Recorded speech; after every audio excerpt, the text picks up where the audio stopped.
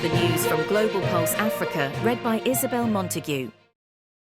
China's military drills around Taiwan are intended to test its ability to seize power over the island, the People's Liberation Army announced on Friday as it commenced a second day of extensive exercises encircling its democratic neighbor, CNN reported.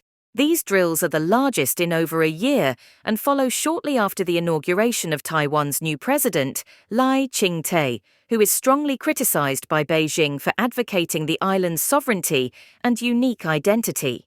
Beijing has labeled Lai a dangerous separatist and condemned his inauguration speech on Monday, in which he called on China to cease its intimidation of Taiwan, which has escalated under Chinese leader Xi Jinping. Jacob Zuma, the former South African president, voiced his disapproval of the country's Supreme Court and his former colleagues in the ruling African National Congress, ANC, on Thursday. This came after his disqualification from the forthcoming election, and he pledged to defend his rights in a disciplined manner. Zuma communicated his sentiments to the South African populace via a video message on social media 6 days before a potentially decisive national vote. Despite being prohibited from running for parliament, the 82-year-old former leader confirmed his intention to continue campaigning against the ANC, which he once headed, with his new political party. The Constitutional Court, the country's highest court, disqualified Zuma.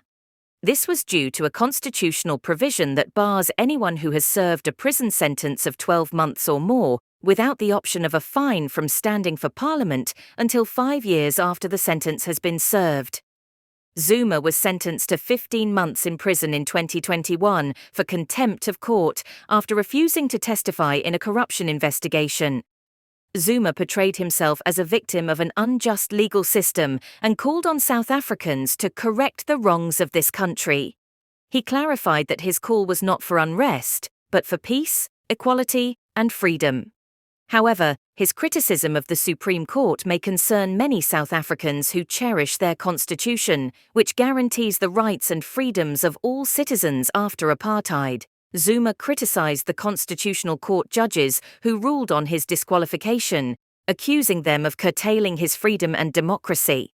Despite having almost no options to appeal his election disqualification, Zuma declared his resolve to continue his fight.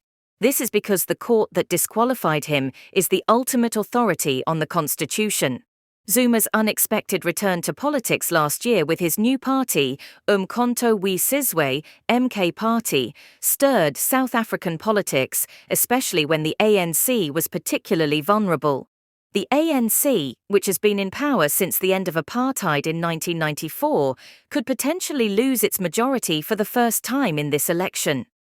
Analysts predict that Zuma's new party could further erode the ANC's declining support, dealing another blow to its chances of retaining its majority. Zuma has also leveled harsh criticisms at current President Cyril Ramaphosa, his former deputy president, heightening tensions around an already critical election. South African authorities have taken Zuma's influence seriously, particularly after his 2021 imprisonment led to a week of riots, looting, and arson in parts of the country, resulting in over 350 deaths. This was some of the most severe violence South Africa had witnessed since the end of apartheid.